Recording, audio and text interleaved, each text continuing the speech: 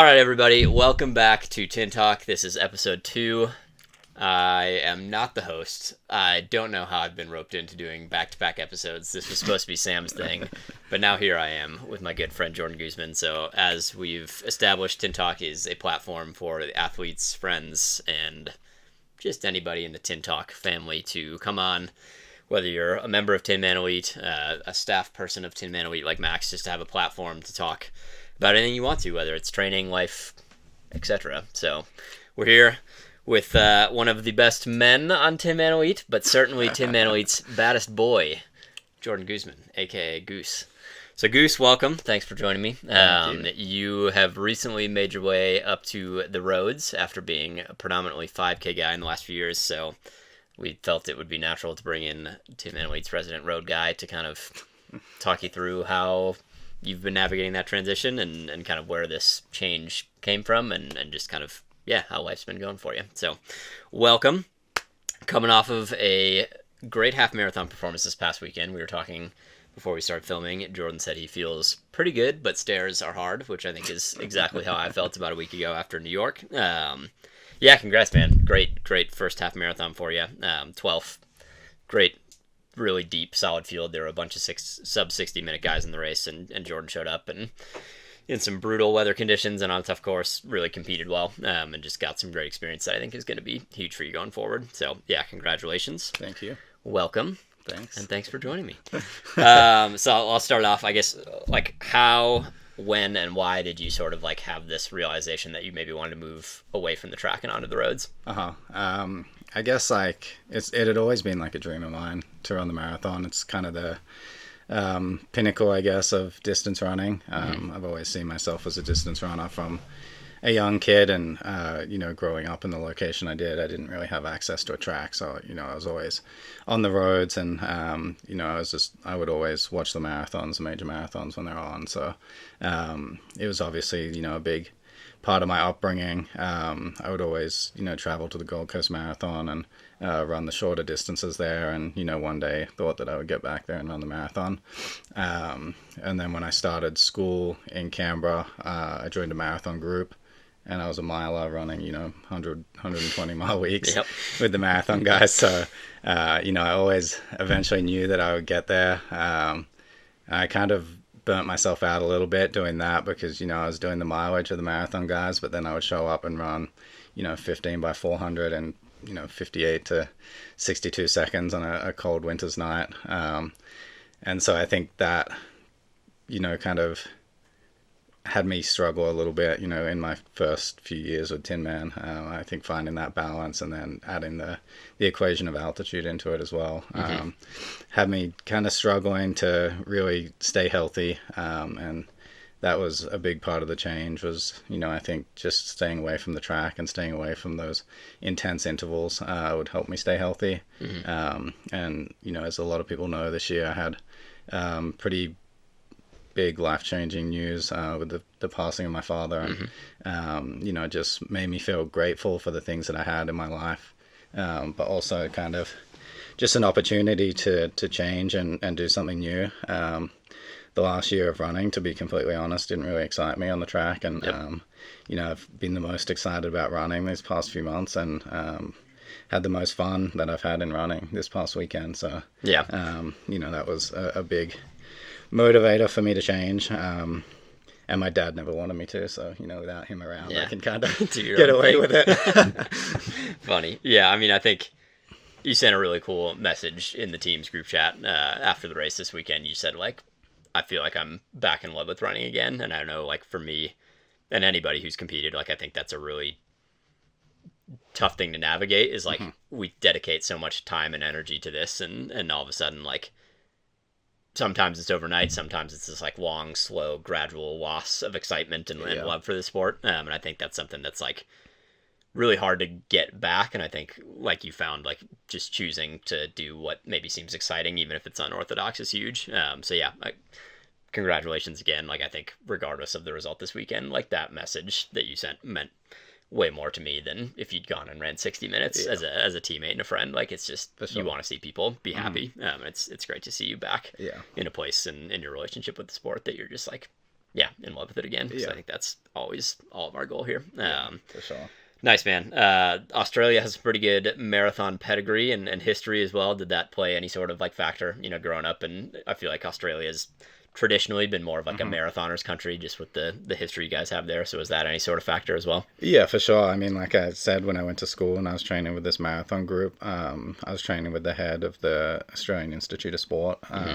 And he'd been good friends with Alberto. He housed him and worked with him for a period of time. He coached Rob Di Castella, who's one of the great marathoners. And then even more recently, while I was there on that team, he coached Michael Shelley, who was two-time Commonwealth Games champion. He won the Commonwealth Games in 2018 after Callum Hawkins passed out like that Brazilian guy. And so, that was a big factor as well. And, what made me kind of fall in love with the sport of road racing was, just being able to train with him, but then go into those races and be competitive against one another, but also at the same time kind of feel more like teammates than you do on the track.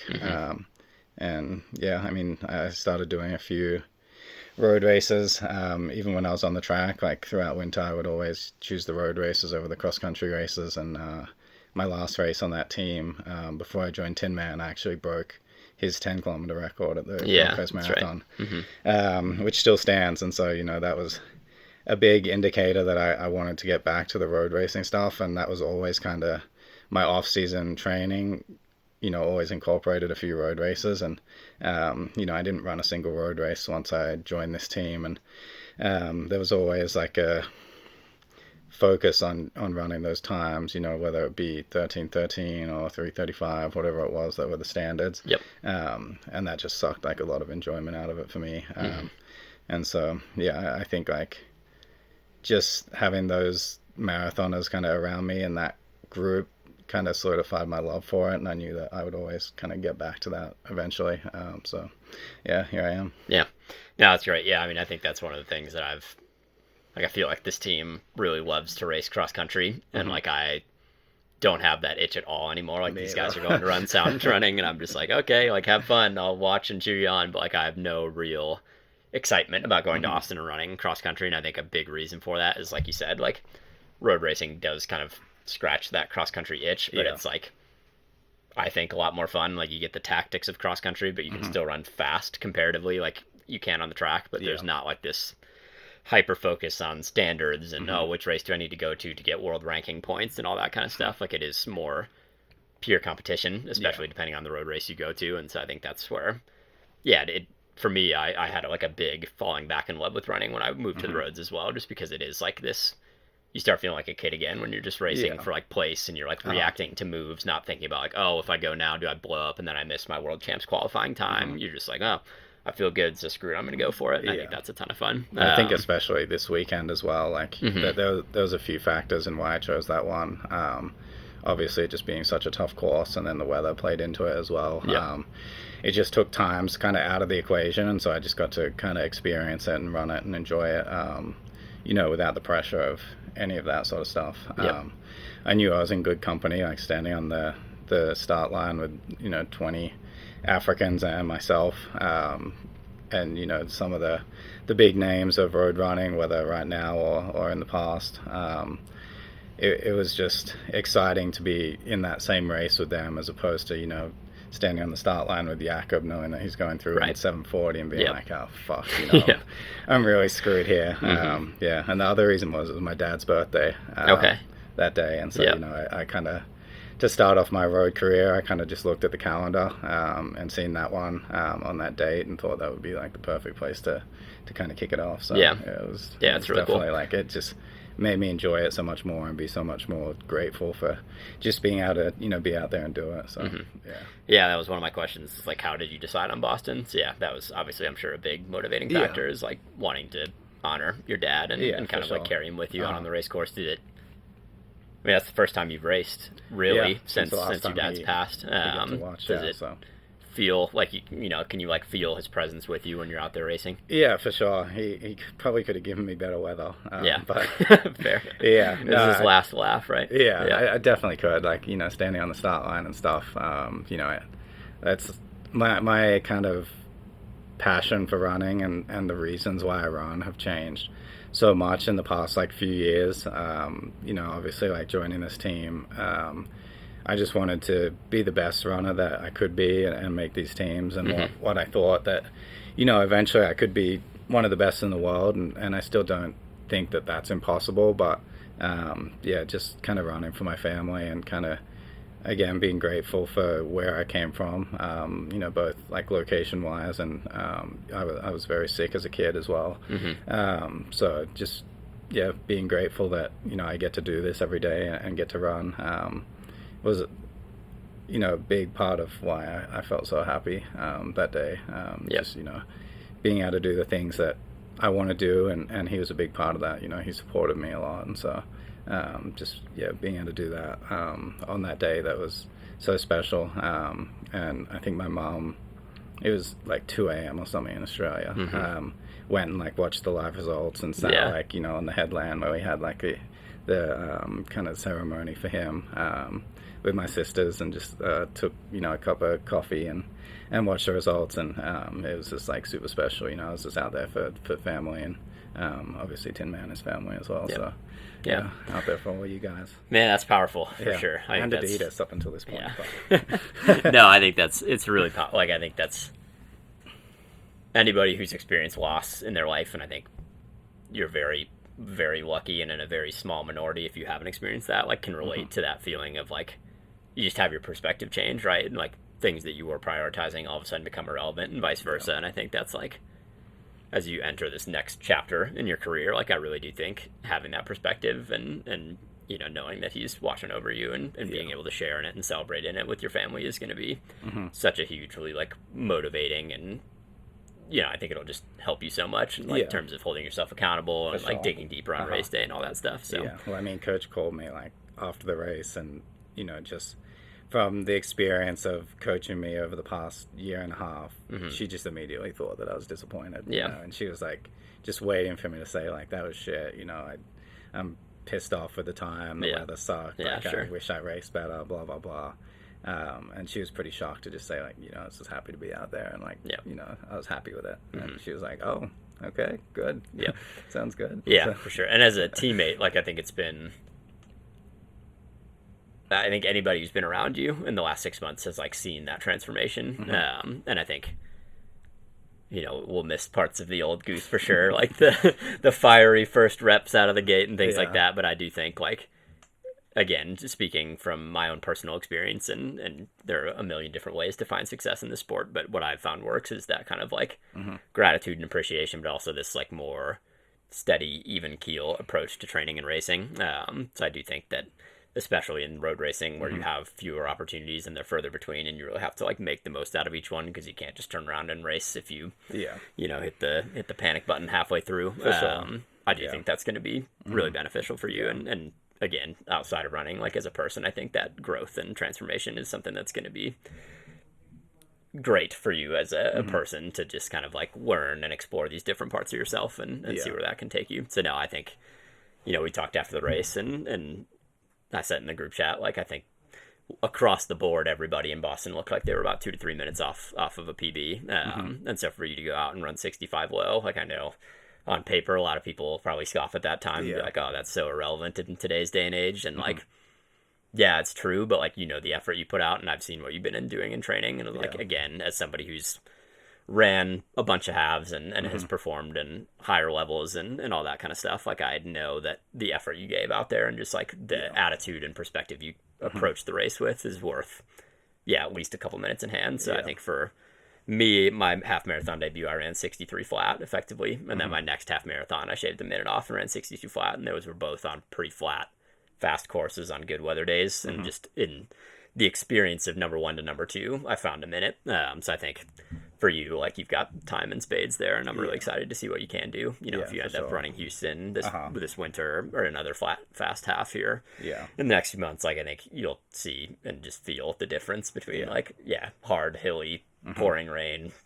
versus catching a good rhythm. I think Houston is going to feel short almost compared to that. And, I think like that race being my first race and like the lack of experience for that distance really did not help me out at all. Right. I think like sometimes you can kind of go in blind and be naive, and it pays off. But with that course, it really wasn't. And I started off pretty fiery. Like I think I led through 3 miles, and I was running 4:35, 4:40. Yeah. And then I was like, Reed, Brogan, Coach all told me just to chill Chill out. out. Yeah. And then throughout the rest of the race, like I knew the hills were coming, and so I was just kind of running pretty steady, and I would get back to running 4:45, 4:50 on the flat, but I really wasn't pushing up the hill, and I was making sure that I was kind of trying to recover on the downhills just to make the most out of it. And it got to the point in the end where like I kind of just ran out of like time. That there was like the last few miles, because I mean you and Brogan both said to me like the race starts at 10 miles. Yeah.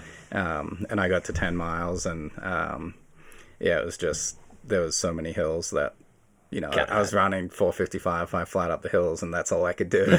Yeah. And so the time was kind of out the window then, and I think the big difference was like at 3 miles I kind of pulled back and was just sensible, and I ran by myself for the majority of the race after that. And I think if I had a little bit more experience and I just stuck with those guys a little bit longer, then I think the time would have been different again. But yeah, like I said, I wasn't too disappointed, and I think it felt more like a 15-16 mile race than a half. So I think Houston is going to feel short, especially that first 10K. Yep. So yeah, I'm excited for it. Yeah, for sure. Yeah, it's funny. Funny Brogan says the race starts at mile 10, because my half marathon debut was Brogan was in the race, and Brogan won the race. And we were stride for stride with one another until effectively like right at the 10-mile mark. And then Brogan just took off, and I never saw him again. And he beat me by like 20 or 30 seconds. So yes, Brogan especially likes the half marathon starts at 10-mile mantra. But yeah, man, that's great. What I guess like coming from more, you've ran a couple of half marathons, but they've been like local kind of like road race hometown stuff. So what did I guess the jump up in distance feel like to actually like give a max effort compared to a 5K or a 10K on the track? Honestly, like, and I don't know if I ran it wrong or not, but I didn't feel like I was like, there was no point where it was a max effort for me. Yeah. It just kind of felt like a long threshold. Like I've ran long runs that have felt similar to that. It didn't really feel like a race to that extent. And I don't know whether it was just like, the terrain, with the uphill and downhill. It was like, just kind of put in a bit more of an effort on the uphill, get up it, kind of recover, that sort of thing. Like, I didn't really feel like it was a race kind of thing. And I don't know if that was, just my inexperience, or it was just that for a lot of it, I was by myself. And so I was just running like, well within myself. Yep. But yeah, I think like I'm just definitely going to learn a lot more over the next few races. But I didn't, like, after the race, I felt fine. Aerobically, I felt fine. Legs felt fine. Cool down felt fine. Stomach was a little upset, but nothing, like, too crazy. But, yeah, I didn't expect to feel this sore, like, the next few days. So, is that normal for a half marathon? Yeah, I think, I was going to say, I feel like it's kind of like, it's probably a bit of both, right? Like, I'm sure, had you been around a bunch of people and like competing and we're like, oh, I don't want to lose to this guy, like you probably could have ran a bit faster and pushed a bit harder. But I do also think like that's always something that I've like not really been able to communicate. Like a lot of the track guys will send me like texts before the races and they're like, dude, like you got this, like just go ahead, like it's gonna hurt, but you got to be ready for like all these like, and it's like, well, yeah, for a 5K, like that is how it's like you're just basically near maximal for like 13 to 14 minutes in a 5K, whereas in a half there's such a long stretch of time that you feel pretty good. And even like you said, like I've when I ran 61:30 in Houston, it was like I was digging hard the last couple miles, but like you say, it's like you don't have nearly that same, it's a different kind of like maximal effort.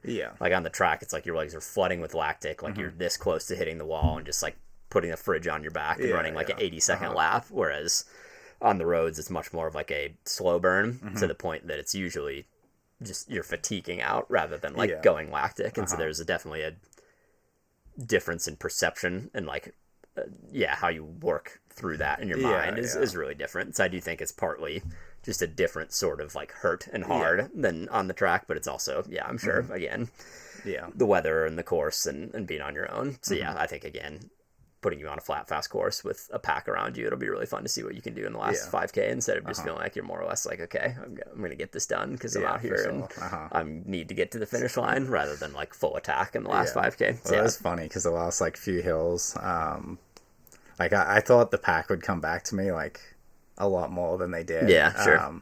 And I think I was running faster than like a lot of the guys that were in front of me over the last like 3 miles. But there was like, I think there's 2 or 3 Kenyans that there was this one hill that was like a mile long at the end. Yeah. And they were like walking up it. Oh, right.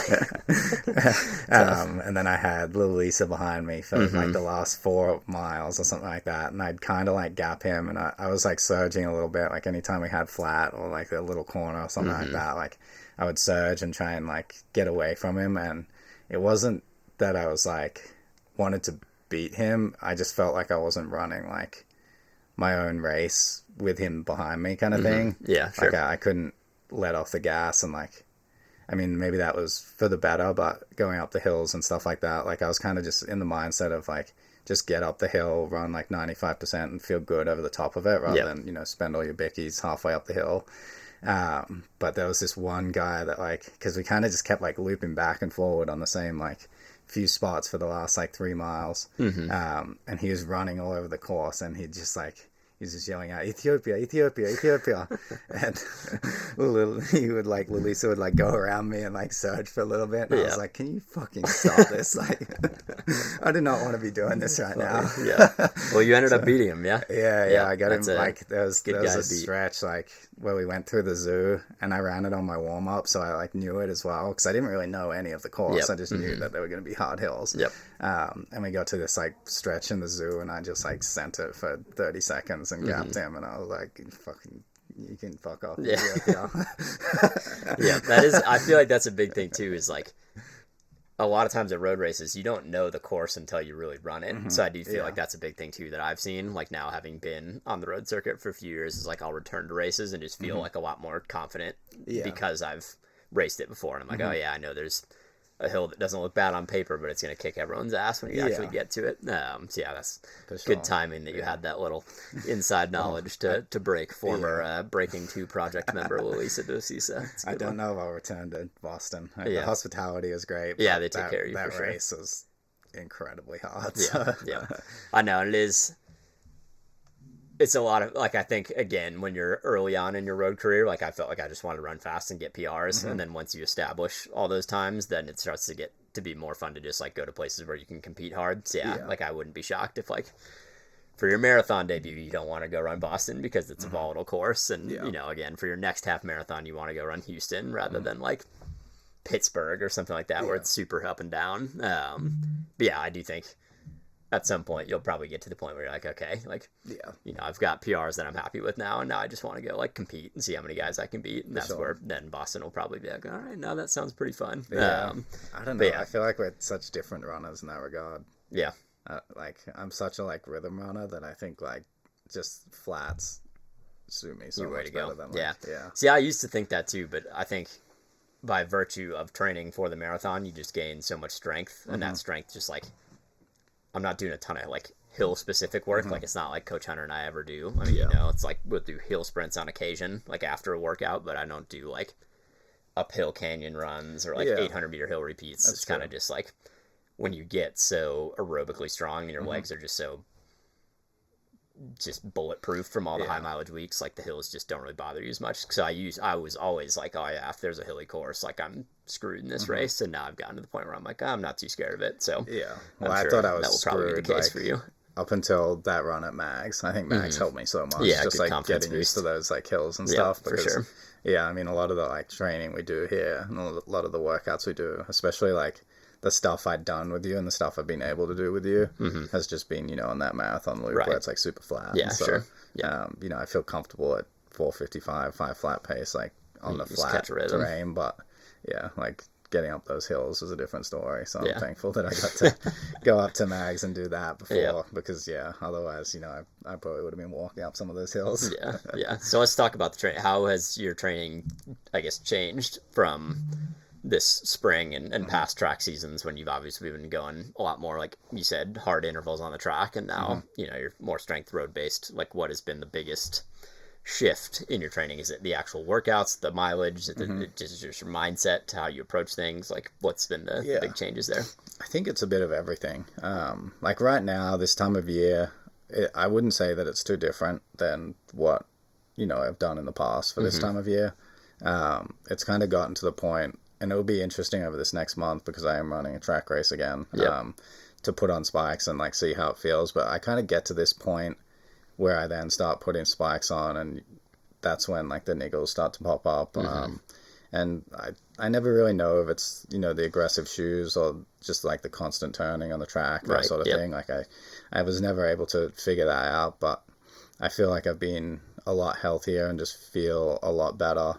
And the more I run, the more, like, better I feel. Like, even the difference between, like, 60 miles a week and 80 miles a week, like, I feel so much better at that. And I know it will get to a point, between 100 and 120 where it probably won't feel better. But, for sure. For right now, like, the more I run, the better my body feels because I think it just gets so used to running, And for sure. There's definitely, like, that kind of constant level of, like, little bit of fatigue.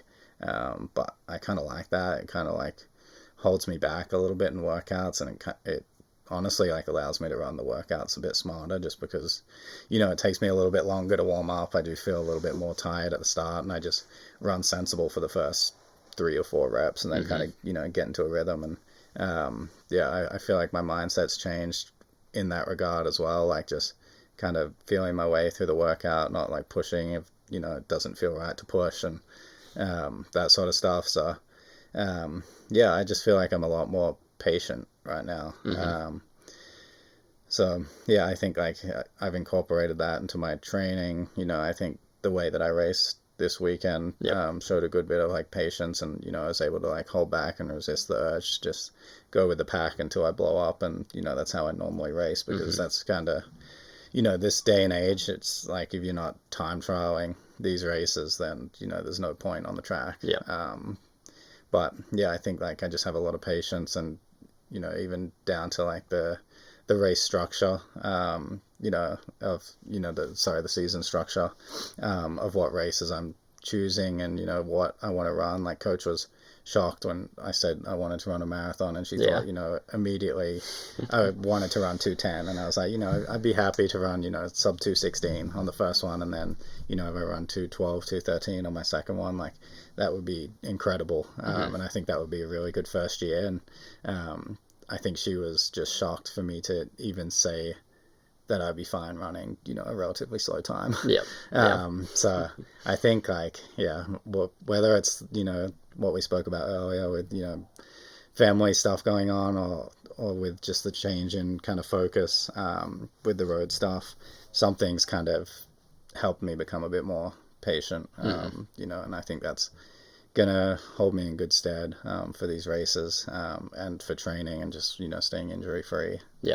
Yeah, so you alluded to it. You're going to get back on the track. So you're going to run 10K champs, right? And this is the race Australian that you beat. 10K champs. Yeah, so this is the race that Goose beat Stewie McSwain at to claim his first. That was a 5K. Oh, it was a 5K, okay. But same race, right? Just different event distance, I suppose. So what's it going to feel like to head back to Australia and compete on the track again in a place where you have good memories? I've got good memories there. They kind of changed the track. Like, they changed where they hold this national championship, so it's at a different track, but I have fond memories of this meet. I've run like some good 10K times there. My PR for the 10K is there, in the sub 2s. Nice. Classic shoe. Adidas' old super shoes. That was when like the Vaporflies and stuff first started coming out. People were still allowed to race on the track in them, so everyone was on the start line in them, and I was in my sub 2s.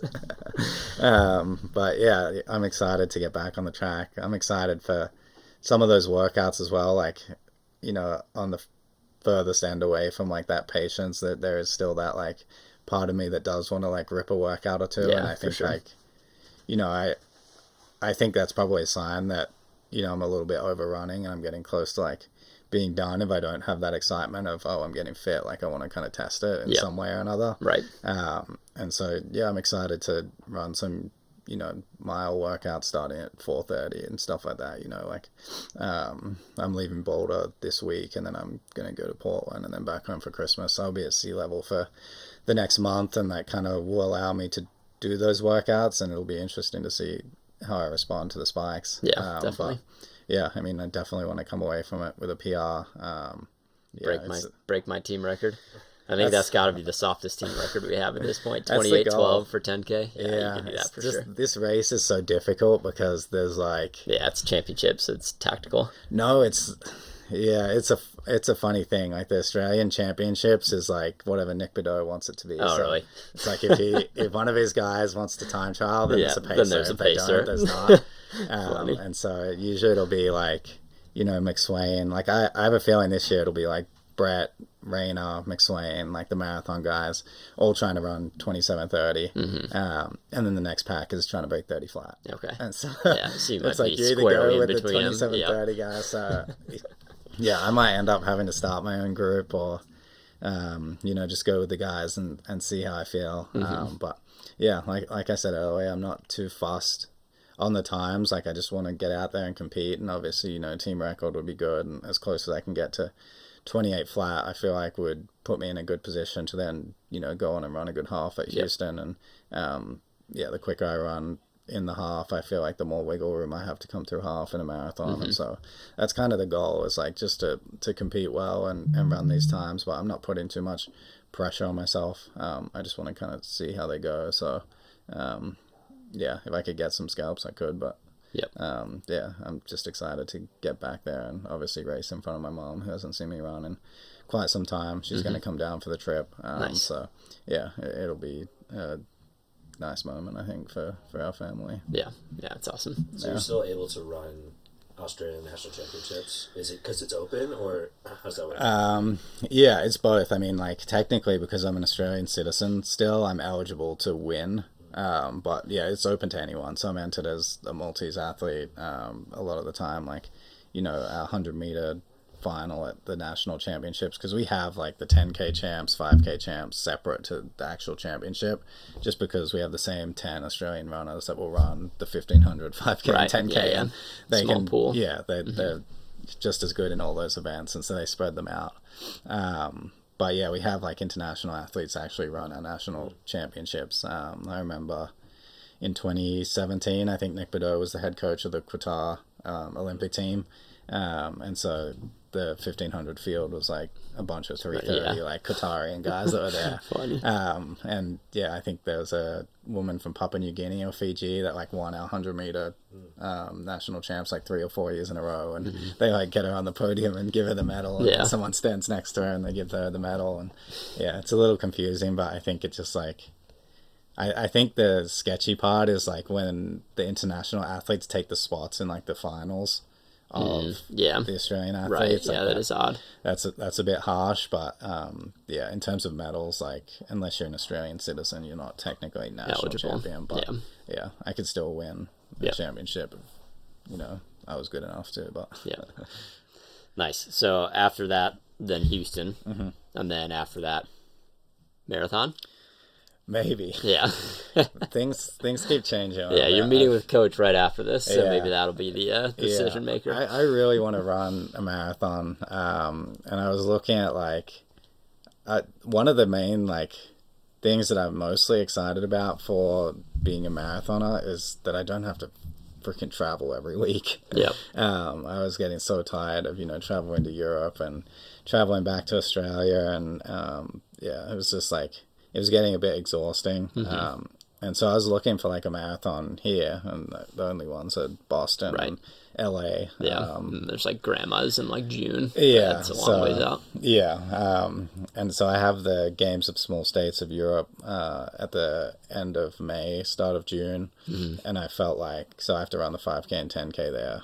It's a big meet. It's in Malta for the first time in 20 years or something like that. Nice. And so that's been like a highlight on the calendar for 3-4 years now, and they really want me to run well there. Yeah. And so I didn't think like doing that a month out from, you know, a marathon would be the ideal build up. But there's obviously the risk of, right now I'm kind of keying Rotterdam as an option. It's the 15th of April. And that leaves me 6 weeks until the games of small states. Right, yeah. There's So it obviously a could be a chance quick like I bounce get hurt, stuff like that. So it is a little bit of a risk, but it just, you know, it depends on like the tough thing about like running for sponsors and you know, running for Malta, who obviously I'm a big name there, and they do help me with travel and support me with that sort of thing, is that you kind of have to like bend over to what they want every now and then. And so like a big part of me switching to the roads that I hadn't really told anyone is that my agent told me that, you know, it would be a good way for me to keep my contract. And so, you know, I outlined all of this stuff and I told them that's what I wanted to do, and I truly wanted to do that. But it was in hopes that, you know, Adidas would be happy enough with it and find value in that, you know, that was where it was going. And now, you know, Malta is supporting me as well, and they want me to do something, and so it's just a bit conflicting. Yeah, so, right. You got people pulling you different directions. We need to figure out like what is the best option for everything, and unfortunately, in these kind of circumstances, the athlete comes last. Right. Yeah. So I don't have much of a say in it, but at the same time, I do. So I'm meeting with coach after this, and we'll see what we come up with. But the plan originally was Rotterdam and then Berlin, so pick the 2 fastest courses I can find and see what the hell I can do. And then nice, hopefully, you know, I'd run one at the start of 23 and then the Olympics, and after that, you know, if the marathon career that I had over those 2 years wasn't exactly like what I expected it to be, and I didn't feel like, you know, I had a lot of room to still improve, then, you know, I might consider retiring. But yeah, I definitely want to get to an Olympics. So that's the goal. And yeah, I mean, running for Malta kind of takes out that element of having to run super fast or, you know, be top 3 in a nation.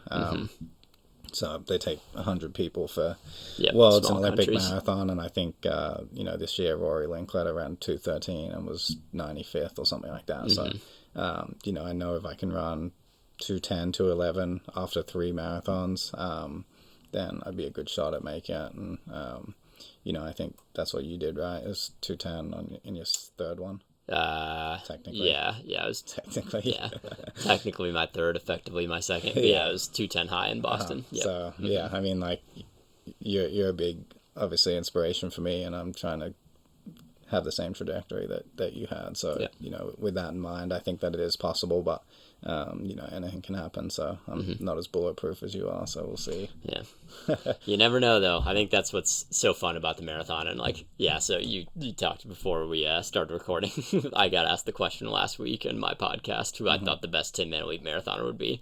And I panicked and said everybody, and then Sam pushed me for a name, and so then I panicked twice and said Connor and Aaron, and Alexa, Goose's lovely significant other, did not take particularly kind to that. Sorry, Alexa. I would like to officially state that you are absolutely a contender for top 10 Elite marathoner. And yeah, I do think like that's what's so fun about the marathon is like I said, there's a million different ways to find success in the event, and like I'm someone who is very calculated in the risks that I take, and I don't often take like a big swing for the fences, which is why I think I've had like a fair amount of like really solid marathons, but not like one huge breakthrough performance. Like I've usually performed pretty consistently, but then you do see guys who like every 3rd marathon they're going to show up and just like rip one. So I'll be really curious to see when you start the training and when you start marathon racing, like where on that sort of spectrum you fall. And I do think that's what's exciting is like you have this sort of like past track Goose who was more of like a fiery, like, no, I'm just going to go for it. And if I blow up, I blow up. Like, I'm not afraid to like step off the track if it's going horribly. Yeah. But then you also put yourself in with a chance to like win big races. And then pair that with this kind of like Goose 2.0, who's much more like grounded and patient and like conservative in the way you're approaching your training. And obviously that will bleed into your races. Like, I think that could be potentially like a perfect Goldilocks kind of situation where you like strike that balance really well and you're like able to hold yourself back in the first half of a marathon, but then when moves start being made, you're able to be like, oh, screw it, like I'm gonna go with that because it feels right to me. Whereas that's something where like I might see that move and be like, like I feel pretty good, but still a lot of race left, like I better hang out here for a little bit, and then I miss a break, and all of a sudden like I'm staring at people's backs like, oh, I could have covered that, but I didn't, and so now I'm just having a different race. So yeah, I'm excited for you, man. I think it's gonna be a lot of fun. Yeah, it's always interesting, like looking, like I'll just like look at people's marathon PRs that, you know, like I think I can run similar to or around about, and just look at like, you know, for example, like the 5K, you either have people coming from like the 1500 mile or the 10K, but the 10K guys can still run 3:38, you know, 1500 for sure, and the 1500 guys can still run 28 low, you know, in the 10K, and so they kind of like meet in the middle in the 5K, but you know they're pretty well rounded. Whereas I feel like, you know, I don't want to like call anyone out, but for example, like Ian Butler has run like 14:30 or something in the 5K. Right, like yeah, he's just a pure I think strength I guy. lapped him in LA 5K like last year, but he's on 2:09, and so I feel like there's just so many like different kinds of athletes that kind of like find their way to the marathon, and some people have success that you wouldn't think so, and then others.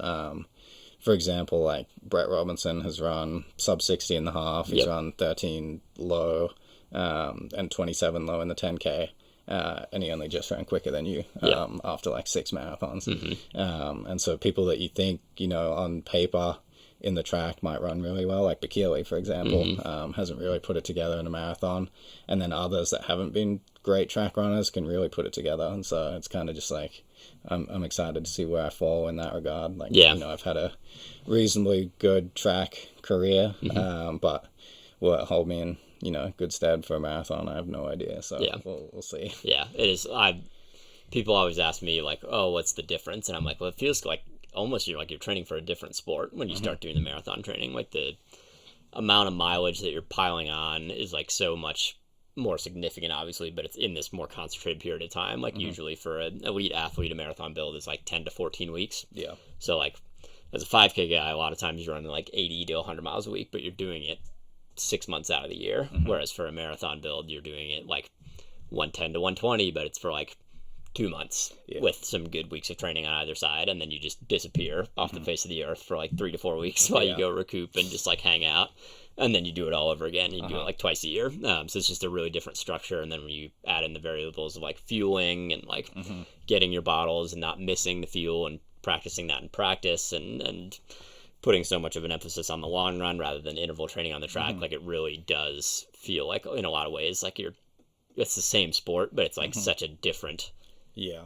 atmosphere and structure of everything that I do think that's where a lot of times like that X factor comes in for people, where it's like, oh yeah, like you can run 13 flat, but that doesn't mean you can put together a marathon, or you can be a 210 guy and never have broken 2 minutes in the 800 like me. You know, it's just like there's such a ridiculous volatility in the marathon, and like the margin for error becomes so much smaller because you have fewer opportunities, and because the distance is such a beast, like you just have to hope that you get it right on the right day, and that your training's been as good as it can be, and all that ideally then leads to the result that you've earned in air quotes. But like that's nobody earns anything in the marathon. Like I think a lot of times the track races are a bit more cut and dry, like you put in and you get out. But in the marathon, like I've seen people have builds that I couldn't dream of doing, and then they fall apart on race day. And then there are other people who I'm like, oh, that's all you've done, and then they beat me. So it's just such a crapshoot. I mean, I guess you alluded to this, and this is kind of one of my like funny questions. You said one of the reasons that you're moving away from the track was because you were sick of the travel, and in here I put in, so one of your secret reasons for moving up to the roads must be because you're sick of traveling and you want to spend more time playing Rocket League and streaming. Is that the case? Yeah. Nice. How did your Rocket League like passion like when did you first play Rocket League, and were you like, oh, this is my fucking game? I started like as COVID started, and I was playing on my Switch.